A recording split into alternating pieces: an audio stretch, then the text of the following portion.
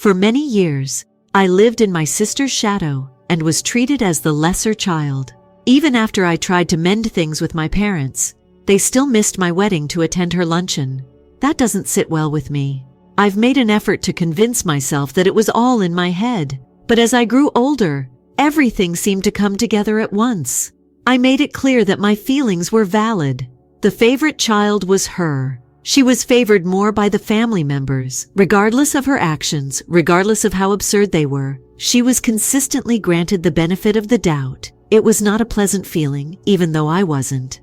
I made an effort to get over it, but leaving the house was the only thing that would help.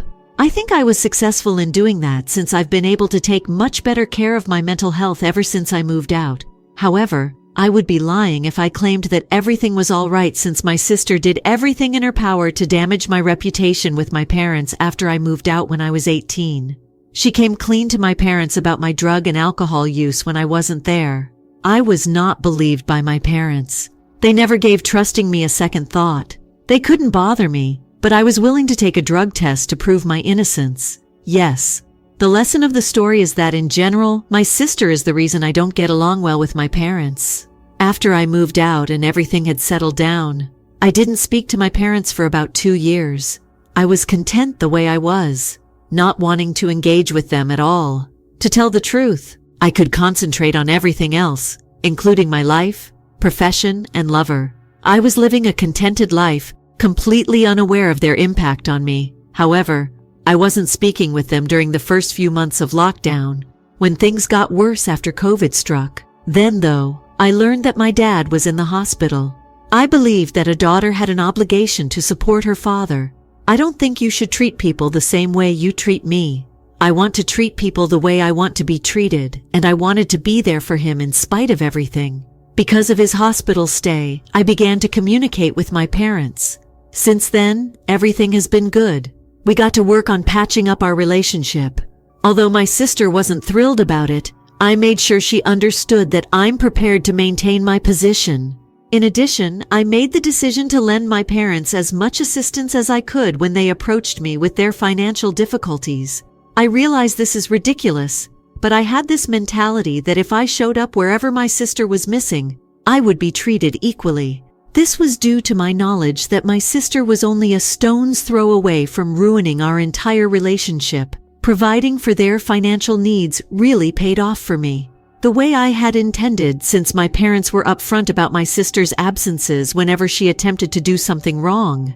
Therefore, she didn't need to disparage me. If I claimed to be unaware that they didn't want to annoy me because they were afraid I would stop being there for them, I would be lying. It was accurate. They were in need of any assistance given their financial situation, and I knew that I would stop helping them if they did anything wrong. I might be viewed as a bad person, but I was prepared to go to any lengths in order to stop being treated like trash. My boyfriend and I had been dating for 4 years when all of this was going on. He asked me to marry him. It felt like my life was finally turning around, so I accepted it.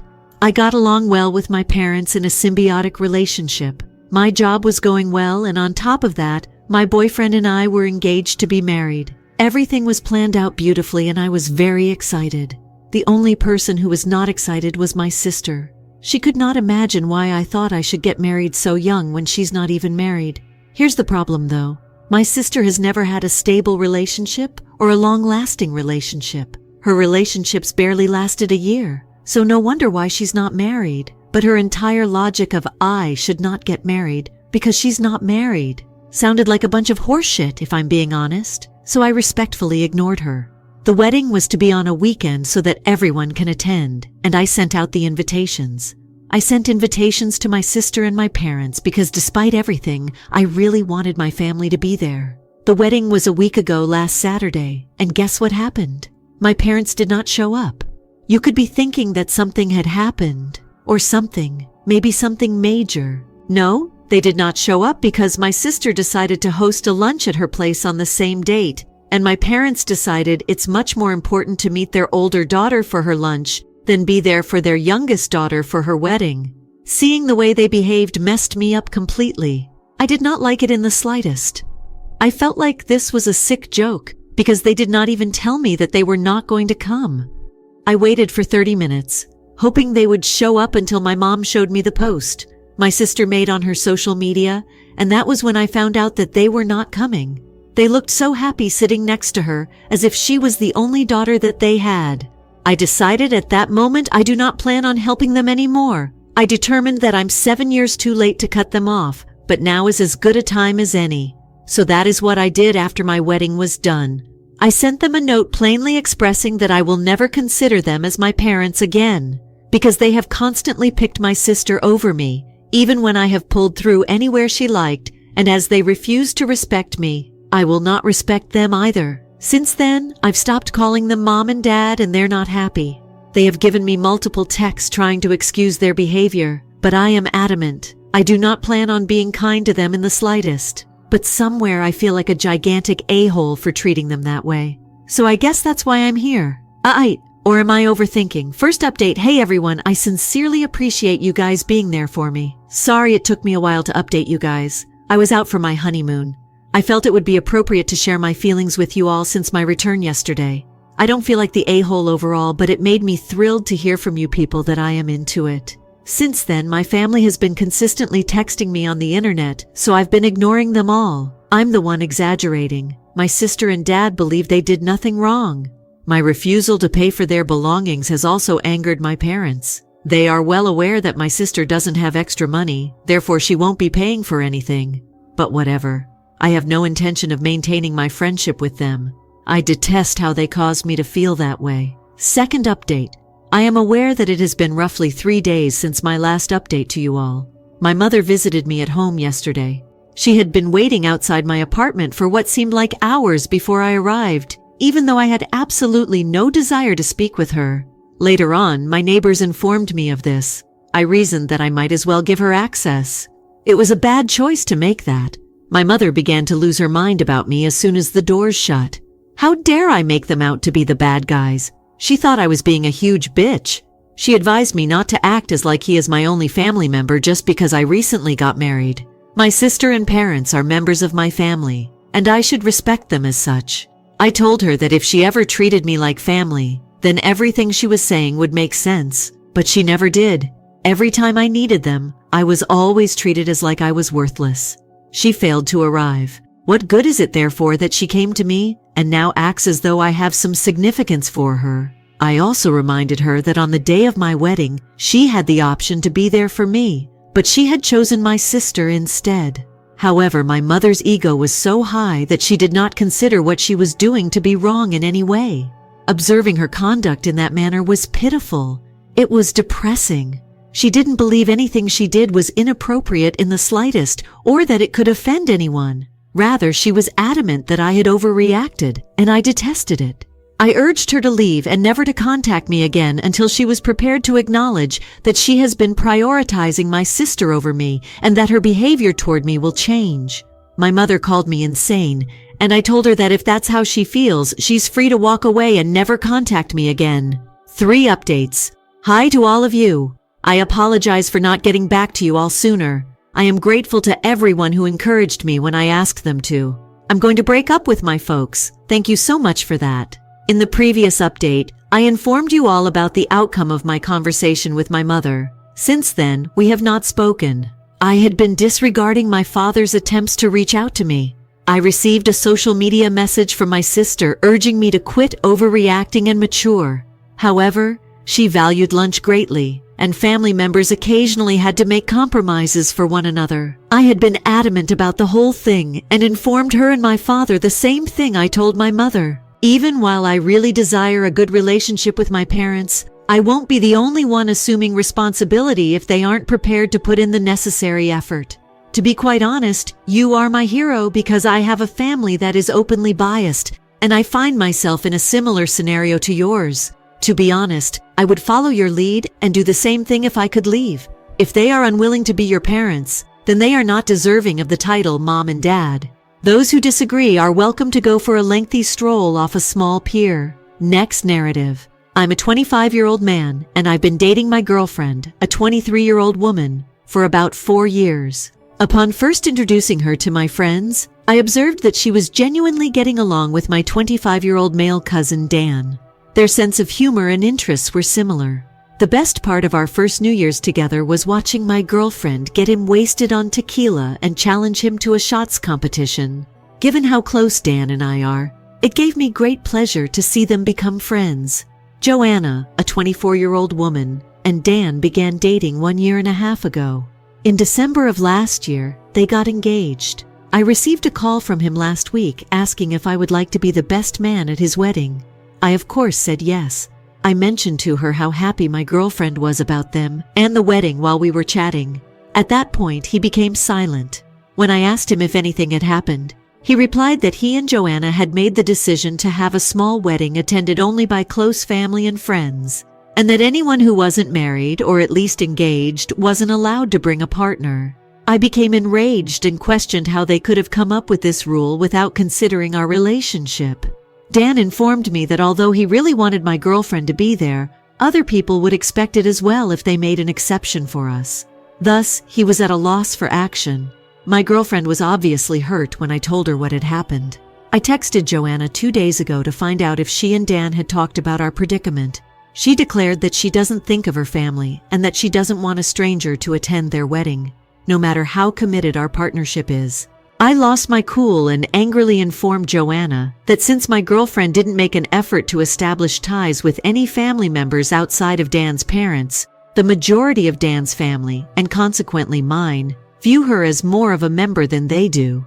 Joanna became enraged and informed my cousin of what had transpired. He called me a jerk and said I would have to accept his apology to keep my position as best man.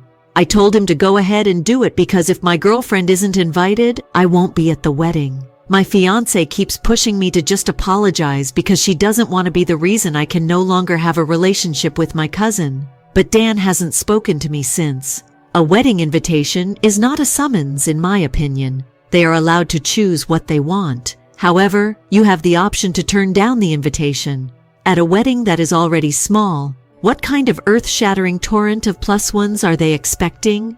That is the weakest justification I have ever heard. If you had just met, this would make sense.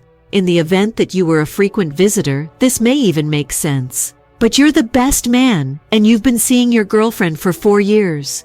To expressly deny her entry is heartless. They're essentially saying that it's either her or us, and just by staying out of the fight, your girlfriend has won. They are familiar with her. They're treating her like a stranger, even though she isn't one. And that's the decision they made if they end up losing her and you as well. The groom's guilt and hesitancy are even bringing it up. To me, it shouts 2 things. He is aware of its error. The bride made this choice. Feeling envious? Perhaps. Remain open-hearted. However, you are not the one who initiated the break in your connection. Dan does. You further damaged it by disparaging the bride. Give this a break. It's organic progression. You can love them all you want, but you can't match his beautiful bride. Nothing. Second NTA opinion. You seem to be taking your relationship seriously. And you indicated that your family has welcomed your partner into the fold. The main problem, in my opinion, is that your girlfriend got along so well with your cousin. She is not wanted by Joanna. It's obvious that you're NTA for standing up for your NTA girlfriend. The no unmarried, unengaged couples rule is illogical and minimizes many wonderful, legitimate relationships, including yours. Don't invite someone who might bring a stranger to the bride's wedding if she doesn't want strangers there. However, since it's their wedding, they can set any ridiculous regulations they like. You have the right and the due notice to withdraw from the event. So no, this isn't the a-hole for you. Next narrative. When my son was 4 years old, I got married 7 years ago. Just 2 months after we started dating, we were pregnant with our daughter, his only biological kid. Actually, everything in our relationship is great. Even though things were hurried forward, problems were rare until lately. We had always promised my kid that we would get him a phone for his 12th birthday, which is quickly approaching. As he was 9 years old, he has been bothering us as he felt different from his friends because they all had phones. I felt horrible and wanted to give in multiple times, but I refrained because my spouse and I had already made the decision to get him one when he turned 12. He is incredibly focused and thrilled about getting a phone now that his birthday is almost here. I knew after all these times that it will happen, and he's fully expecting it when you're 12. Well, the other day I was browsing phones online with parental controls and other fun stuff. My spouse made the snap decision that my son shouldn't be allowed to have a phone until he is at least 15 years old. I listened to his logic to determine why, even though I assured him that it was definitely not happening. In essence, he stated that he didn't want my child to have access to social media in any way, and that he believed that giving my child a phone would force him to mature too quickly and expose him to the media and stupidity. I reaffirmed that I wasn't going back on the agreement we had with my child. To be completely honest with you, I disagree with his logic, but I choose not to let him know that. I just stated that I wouldn't be breaking a promise. Before I eventually told him, he fought the point for at least 30 minutes, claiming he didn't even need a phone. He has no input at all, yet I'm giving my child a cell phone, he lashes out again with. Then it had better be a flip phone, for the internet isn't where I want him to be. He hasn't talked to me since. Of my friends, half of them support me, but the other half thinks I should think about what he's saying. I apologize for pressuring this further, but your son's trust in you both will be completely destroyed by making him wait 3 years. Rather than alienating him, it would be better to set rules, use parental software wisely, and instill responsibility in him. Similar to this. On top of this, every other child his age will have a phone. Reminders for homework, tests, and additional classroom information are frequently sent via SMS in middle school classrooms today. Your spouse needs to adapt to the modern world. It has been 30 years since 1993. When these 15 come around, what will your spouse tell your child? Hold off until you're 18. Furthermore, abdicating all responsibility from your child is a self-fulfilling prophecy that ensures your child will grow up to be irresponsible. Instead of waiting until the child reaches the I know better stage, when he will completely disregard your warnings and get into trouble, it is far better for him to be exposed to social media while he is still open to your guidance. You can also restrict access to your child's phone, and if he wants to use social media, he will figure out a way to get on it. My 7-year-old, who have problems with reading, found a way how to access the internet outside our home. Best way is to teach them being approachable when kid finds something disturbing and not to freak out on them for what they saw.